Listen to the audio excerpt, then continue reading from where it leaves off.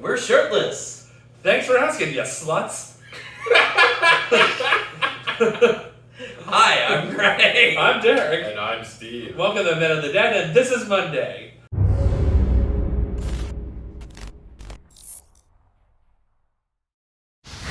And we're sluts. Oh my god. Oh my god. Soup for sluts. We already used- ramen. We're not even 2 minutes into the video, and we're already used the word slut 3 times. Now 4. 4. Oh god. Stop saying it. No more sluts in this video. Okay, Ah! okay bitches. Well, fine, we're leaving then. Hi everyone, welcome to another week here on the Den. So we have a couple of topics we're going to talk about surrounding the fall Halloween season. One, I'm giving you a hint with my hat. We are going to talk about the infamous Nightmare on Elm Street Part 2. Freddys' Revenge. Yes, so literally just before this movie. So I have watched this movie all my life. I had no idea about the implied queer coding that apparently is in the movie. I watched a documentary recently that's on Shudder. It's called Scream Queens. Scream Queen, the movie that ruined Yes. my life. So I recommend you watch that and then rewatch Nightmare on Elm Street Part 2 because you'll get a whole different aspect. But Steve's never seen it. I think I saw it like ages Yeah. ago, but like not. It would have been when I was young. And Yeah, not able to. You read wouldn't it. have been able to. And what about you? That was my first time ever seeing that. Oh, really? Interesting. So we just watched it prior to this, and yeah. So, what did you think as someone that hasn't seen the documentary? No, I haven't seen the. So basically, this is how the challenge went. Greg told me, well, you know, I saw this documentary saying there's lots of like hidden queer things in this movie, and he's like, I'm not going to tell you what they are, but let's watch it and see what you can pick out. Mm-hmm.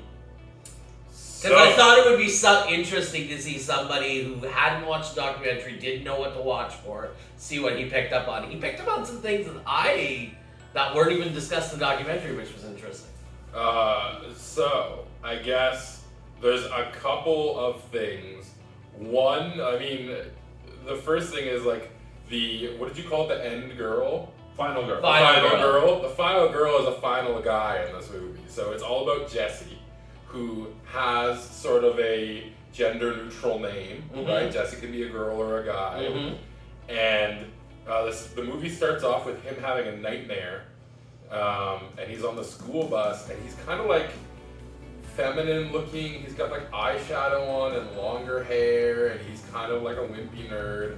And eventually, you know, Freddy Krueger's driving the bus, obviously, so they drive into the desert, and everyone's screaming, and it's him and 2 other girls, and they're all screaming together, and he's in the back, you know.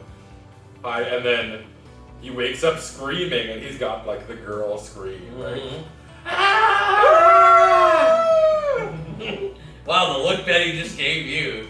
But like, I mean, and I don't want to be sexist or whatever, but this is like how it would have been portrayed at the time, right? Like, Oh, for sure. male characters in the 80s wouldn't have screamed like that. Exactly. So, and then you're like, wow, this is the first 10 minutes. Yeah. There would have been an explosion in the background. They would be walking away from the explosion putting on shades. Like, that would have been the man thing. Yeah. Now, you've seen the documentary, Derek. What do Yeah. you think now watching the movie after seeing the documentary?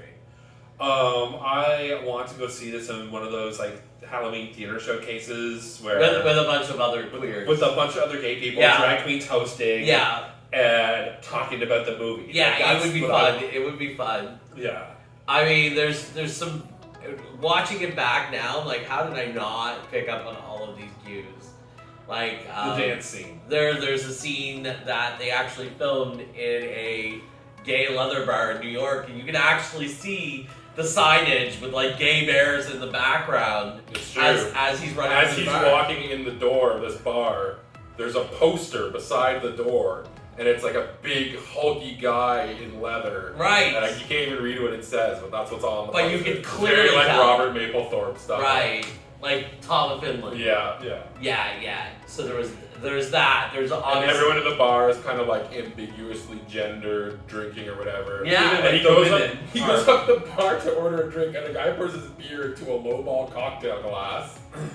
Did you catch that? No. And the bartender is wearing big leather gauntlets with studs on them. And then he gets stopped by his gym teacher, who's also in leather, in the bar. And then he takes him back to the gym. And makes him run laps. And then there's the whole murder scene where the gym teacher is getting slapped by the towel, tied up in bondage. He's in bondage from skipping rope. Right. So his ass is getting slapped by towels. Very much in like the St. Andrews Crossbones. Yeah. So there's a whole bunch of references. But I mean, even in there, like the women were like you'd see a bunch of women who were obviously lesbians, but there was enough in there to keep the ambiguity. right. It's true. They made it very, like they gave you just enough doubt where you couldn't definitively say this is a gay movie. Right. I don't know, the flashing purple sign of the bar. Don's bar, Don's place. Yeah, and I mean, even in the documentary, they discussed this. Even the director himself said, now is saying that it was in there, and that they just couldn't say it at the time because, of the implication that would come along with that. Mm-hmm. Especially it being in the middle of the AIDS epidemic at that time. Mm-hmm. So yeah, it's very interesting to go back and watch it now, knowing what to look for, because there was stuff that they didn't mention in the documentary Steve picked up in.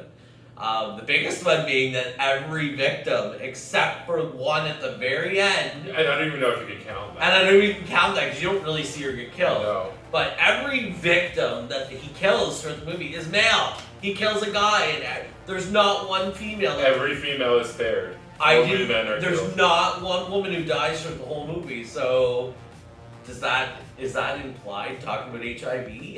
Because I mean, at the time, It feels that way. At the time, it was Or how something that he's being forced to become a killer against his will. right. Something entered Jesse's body, and that whatever entered his body is now killing him. And he's a killer, not in his own will. So I mean, to take it a step further, it could have been. It really could. And then the final scene, where he's like, the final confrontation with Freddy is this girl basically telling him how much she loves him and how that's healing him or whatever. Yeah, he comes back. He right? comes back because a woman loves him.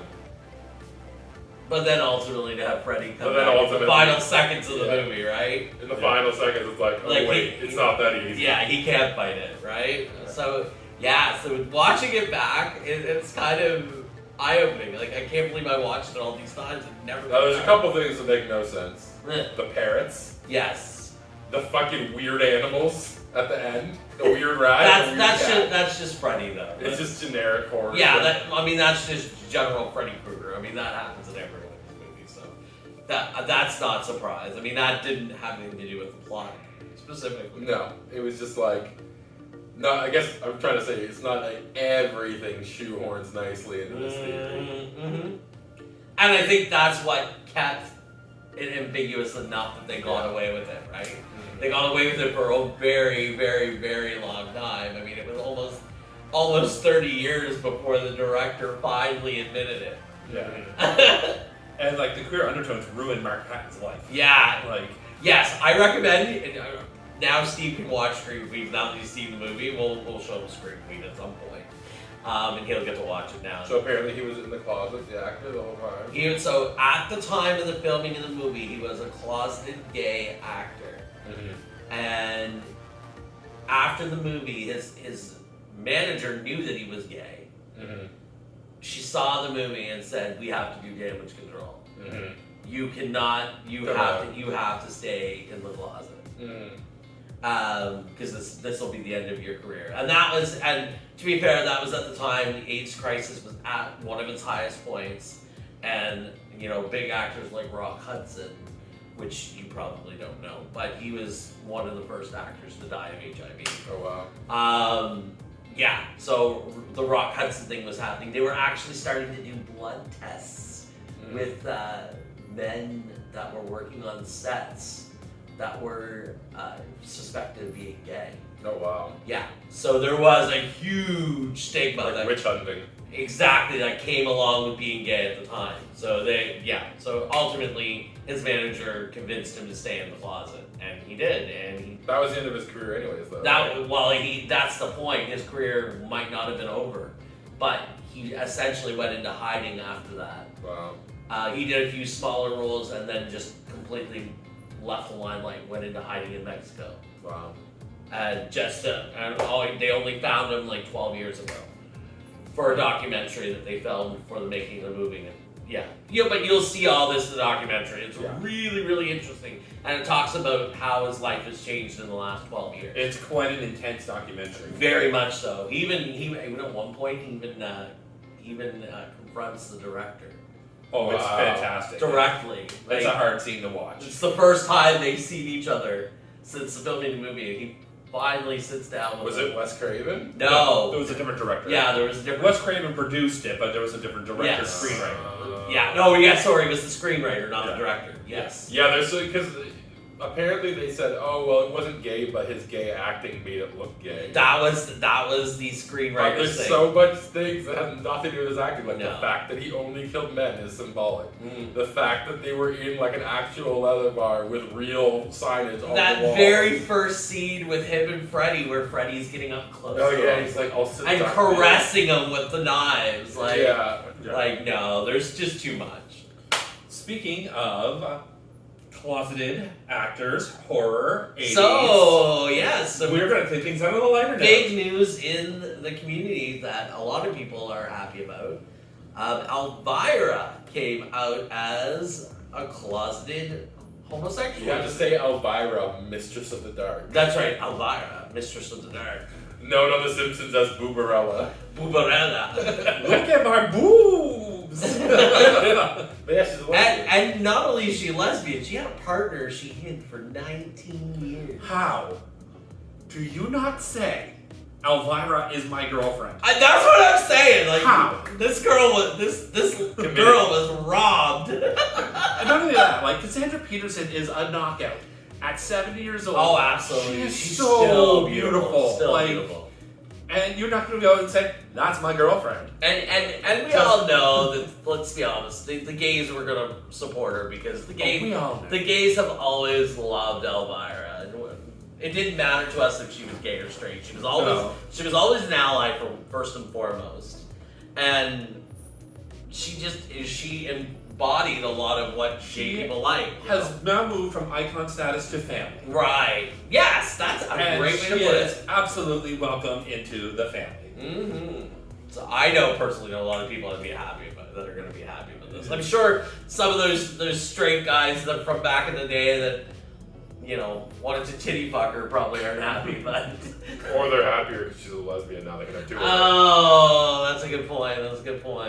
Yeah. You make a good point. It might feed into the fantasy a little bit. Straight men are just lesbians with longer cargo shorts and evil in their hearts. Oh.